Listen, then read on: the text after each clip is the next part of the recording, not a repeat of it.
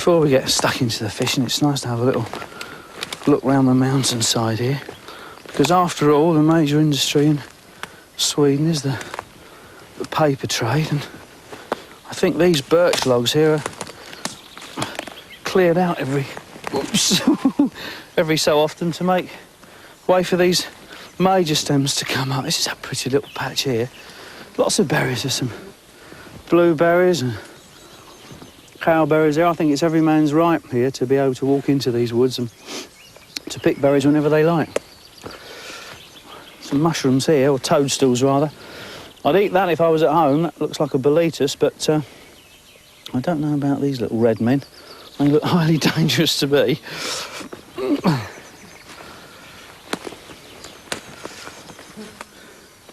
Oh, look at that. Just the right size for a Christmas tree.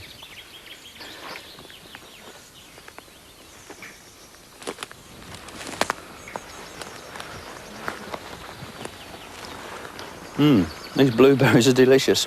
Look at the lovely colour of this heather here. But I think the nicest thing of all is this view. What a knockout. We're 2,000 feet above sea level here in the higher upper Chlorelven River Valley. Actually, the river starts way over there to the west, runs the whole length of Norway, and then comes through Varmland, probably the best county in Sweden for fishing, and it finishes in Karlstad, a lovely city, a very clean city, and just south of the city it flows into Lake Vänern, where there's even some salmon fishing. But up in these higher reaches, the river's very different from what it is down at Karlstad. It's much faster, and there's different species too.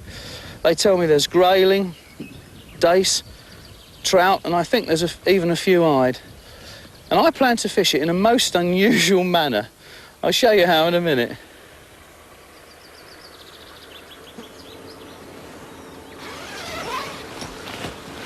Well, I told you it would be something different, didn't I? How about this for a fishing holiday? You can go all the way downstream from here, some 80 miles towards Karlstad. I've already got my gear ready, landing net, fly rod, trotting rod. I've got some maggots, some beer, all the provisions. All I need to do is cast off and we're away.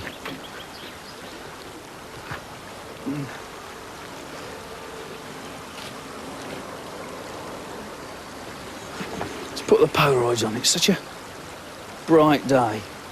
Right, here we are. This is going to be fun. Ooh. Well, I'm often on the Norfolk Broads in a boat, and I spent 3 years in the Merchant Navy on a ship, but I've never been on a raft before. There's a big boulder there. Let's see how we do.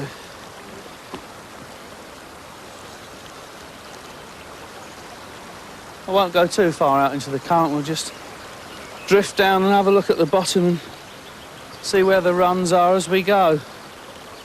It's quite clear here. Very sandy bottom, huge great big beds of bright green streamer weed. And yet the water's got a sort of a peaty look to it.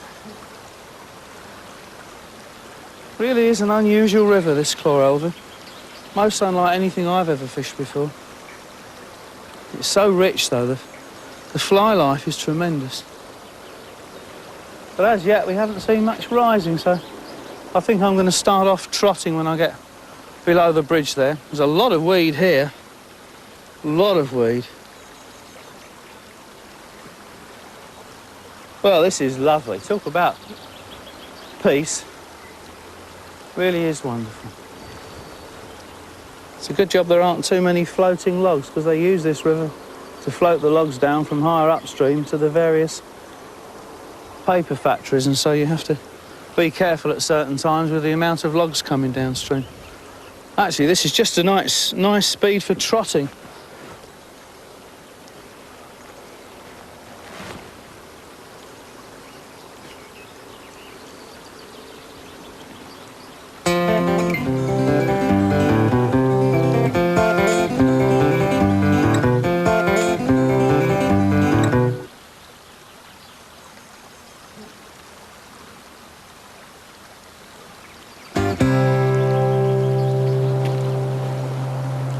Now then, have we held?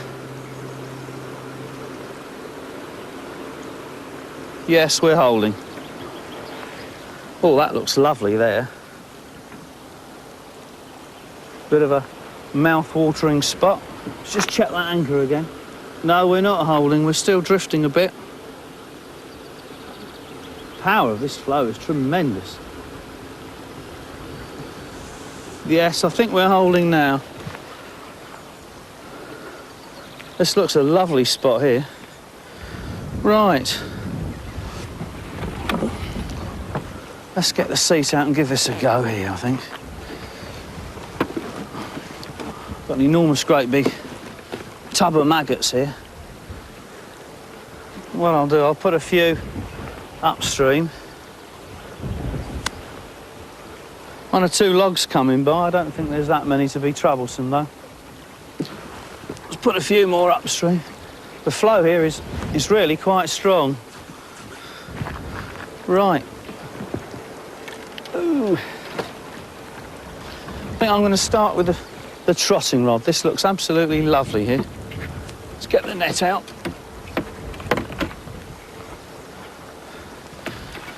It's quite exciting, really, be on a river like this where you've never fished, never seen before, and you just don't know what to expect. I think we'll move on to this side of the raft. That'll give me that lovely long line going right through there.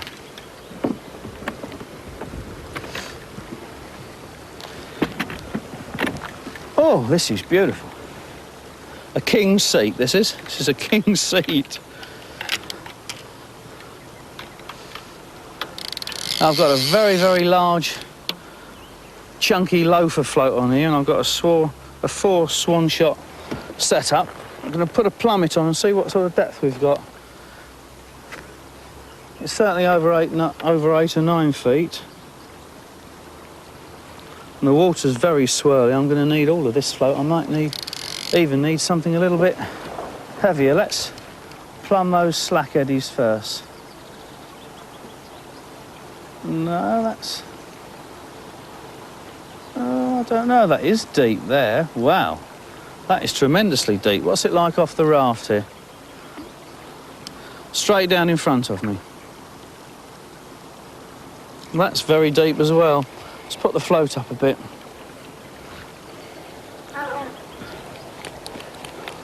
I've been warned that this is a very deep, powerful river, and they're right. There's no doubt about that. That's about right there. That's lovely. Let's go for that. And what depth is that? That's almost the whole of my 13-foot trotting rod. I've got the weights split into 2 groups way down, and I've got a 10 hook on, and let's put 3 or 4 maggots on to start with. As there's grayling and dace and eyed and apparently some whitefish, which you don't often catch in this particular river. And they're all able to take maggots, so we'll try that. Well, that's an enormous, great big log. I'm glad that didn't hit the raft. Been a bit of a clonker if it had done. Nice thing about trotting big rivers like this, you don't need to cast. Just plonk it in front of you, straighten the line a bit, and down we go. Whew, that is pouring line off this centre pin. That is very fast water indeed. Lovely though. Hear the centre pin click round, hitting my thumb as I'm holding back a little bit. That's lovely trotting water. It's very, very fast though. Very fast indeed. I don't know whether this is the spot we're going to catch fish in this upper river, or whether we need to find the slacks, and there aren't too many slacks. It's belting through wherever you go, really. It's a lovely trot down. I think I'm catching that log up. Oh, I think I had a bite first cast there. Let's have a look. I don't know, there's no signs on the maggots. Let's try it again. I've got 4 on a size 10 hook. We'll start with that. Seems a bit big by English standards, I think, but then the fish in this river, most of them have never seen a hook before, and I don't think they're going to worry about a size 10 with for maggots. At least they can see it in this fast water. That's trotting down beautifully there. That is lovely. Oh, this is a centre-pin fisherman's dream, this river. It really is.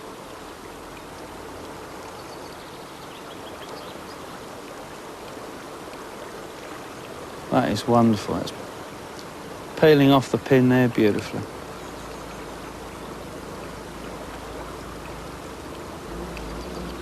Don't know how far I'm going to let this go down because I've left the eddy and I'm going down in the steady water now. Oh, I've got some logs coming by me here. There aren't any more upstream. No. They could give the raft quite a clonk, I'm sure. Hello. Yep, we're in. I wonder what it is. Feels a bit like a grayling. Oh, I don't know. Don't know. It's curious. It's not going absolutely bananas, but strange. Peculiar fight. What is it? Oh, what? Look like a grayling.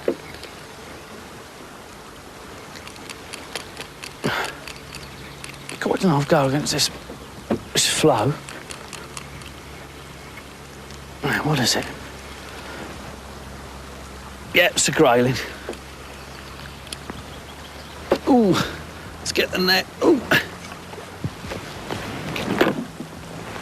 Oh, I don't know. Might not be. No, it isn't a grayling. It's a peculiar-looking thing. Whatever it is, I've never caught one of these before. Looks rather like a whitefish of some sort. Yes, it is.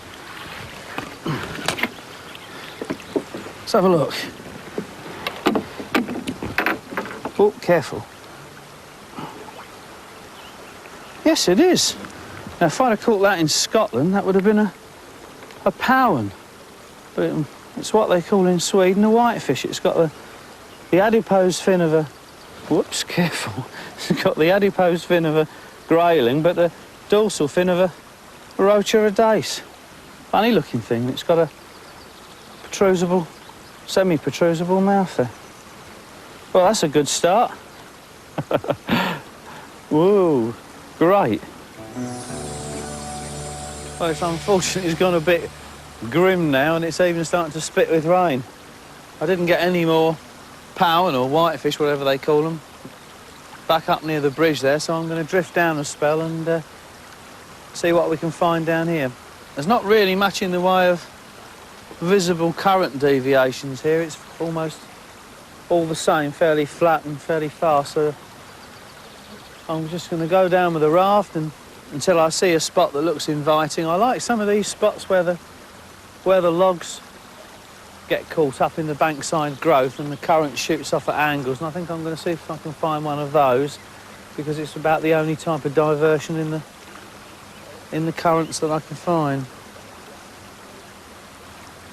Beautiful scenery here, even though it's dismal at the moment. The clouds are quite low, but the sun's peeking over the tops of those conifers there. Probably come out again later on. What a wonderful valley this is.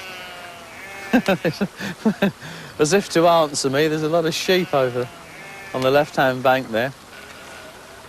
Some of those are black and they look rather like those Welsh mountain sheep. It's funny, the left-hand bank here is all covered in tall birches and this bank is stacked with conifers. One or two willows along the bank. Goat willows they look like. And the last of the summer's willow herb sitting between them. Well, if this rain gets any worse, I'm going to get in my igloo. I've had enough of this. Of course, that's the nice thing about these rafts. At least you've got completely waterproof accommodation, should it really get that bad. And they provide you with all the various tubs full of provisions and cooking utensils and this, that and the other. If I catch something worth cooking, I'm going to have a go for it. I've really gone deep now. I'm something like 4 or 5 foot over depth. The shot's right down near the hook. I'm holding back very, very hard So it just eases along the bottom. There's still a bit of a crosswind, but I've got the late afternoon sun on my back. Here I am sitting in a lovely foreign country, trotting, doing my favourite fishing method. I guess you could say it's peace with the world.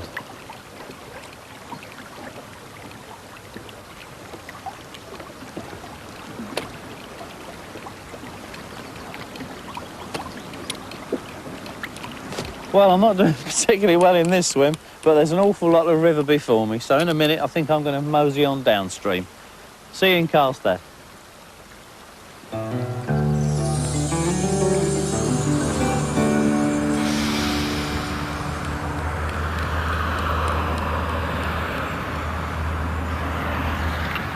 Well, I can't speak Swedish, but I do happen to know the name of this statue. It's called Turning Links, and it sits beside this beautiful lake behind me here, bang in the middle of Karlstad. We couldn't be more urbanised if we tried. There's cars going by, and it's full to the brim of beautiful big crucian carp. So let's see how we're going to catch them Swedish style. Good boy.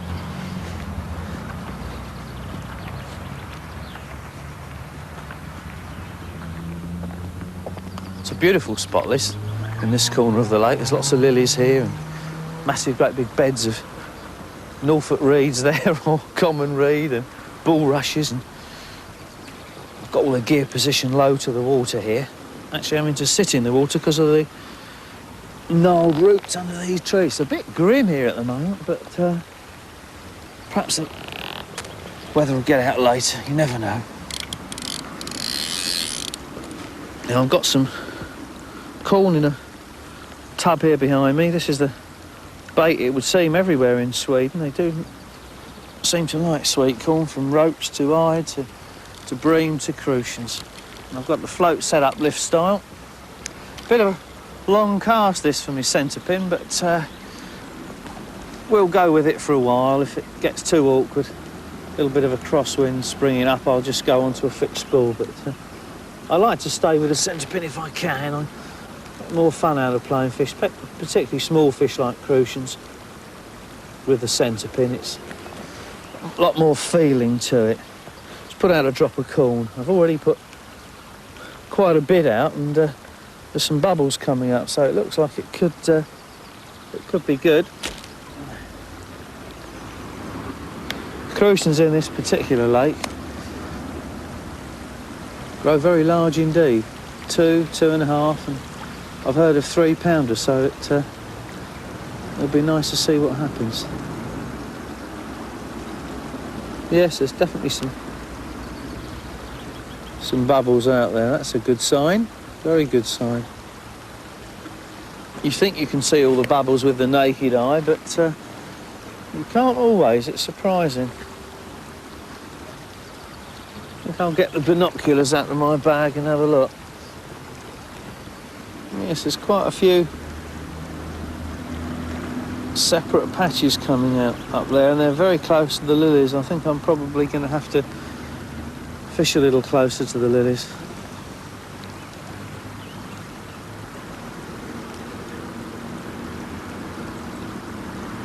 They're there though. Crucian bubbles often come up as though they don't want you to know that they're there in the swim. It's amazing. Here we are at last. That was a delicate bite. God, I don't know. Pull these Swedish crucians. Oh, that's great. I'm glad I stuck with the centre pin now, even though it is a bit of a hassle casting that way near the lilies, but it's much nicer. I can feel it with that spool revolving under my thumb. I can feel every movement it's making. It feels like a very nice fish. God, I've only got a 2.5 pound line on here, and these crucians here are supposed to be 2 to 3 pounds. I'm going to have to be. God, that looks a beautiful fish. I'm going to have to be very careful with this one. Oh, that's lovely.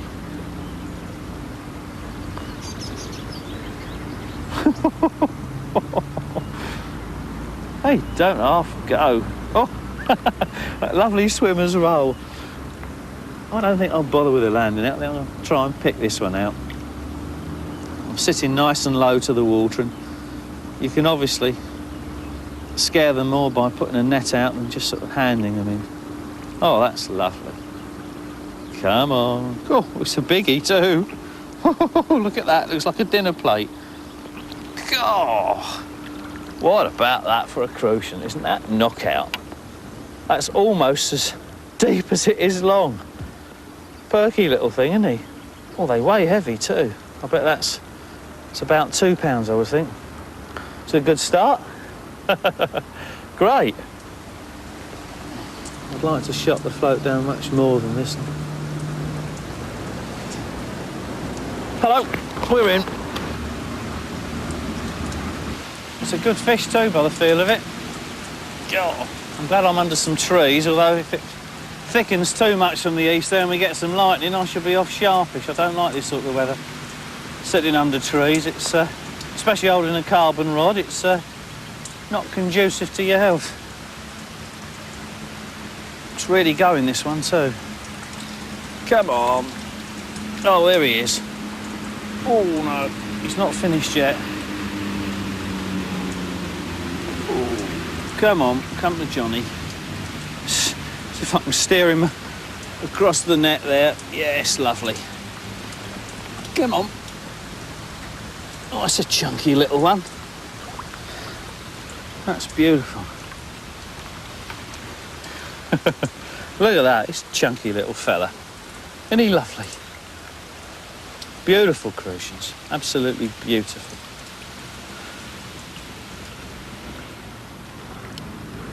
Oh, look at that, there's a guy swimming over there. Oh, that's strange, it's the first person I've seen swimming here. Hope he doesn't come through my swim. It's a good swimmer by the look of him too.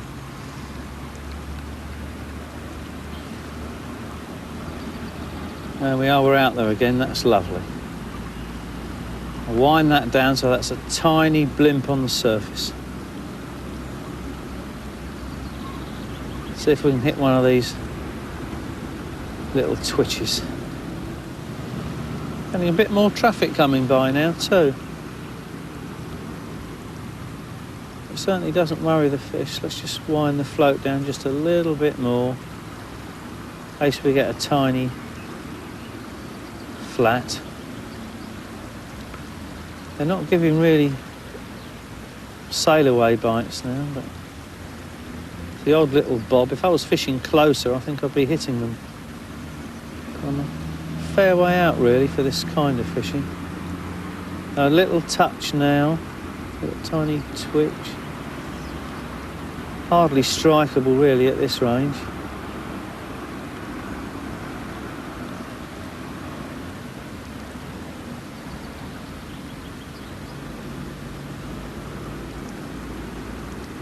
A lot of surface drift. Let's just move this line a little bit. The float will go under there. And I'm going to wind it down so there's only a tiny little bit of it showing. Hello, we're getting a flat now. Here we go. Yes, here we are. God, I think just pulling that float there, move the bait a fraction and it spurred the fish into taking it. It's amazing, that. It's a good fish too. Really going well. These are really fighting like stinker. They're a very good average size. It's the first time in my life I've ever caught crucians averaging over 2 pounds. Wonderful fishing, this. Wonderful fishing. And to think that here it is, right in the middle of Karlstad, free, 50 yards from a main road and a housing estate, and we're the only ones here in August. Sweden's certainly got a lot to offer the coarse fishermen from Britain, there's no doubt about that. Oh, this is really going. I wouldn't mind coming back here just for a go at the crucians. Yes, come on. Come to Johnny. Over the net. Where you come. Look at that. It's like a bar of gold, that is. It's like a bar of gold. Oh, isn't that lovely? Well, I don't think there's a nicer spot than this to end the series with. So I'm going to sit here and fish on into the sunset. Bye for now.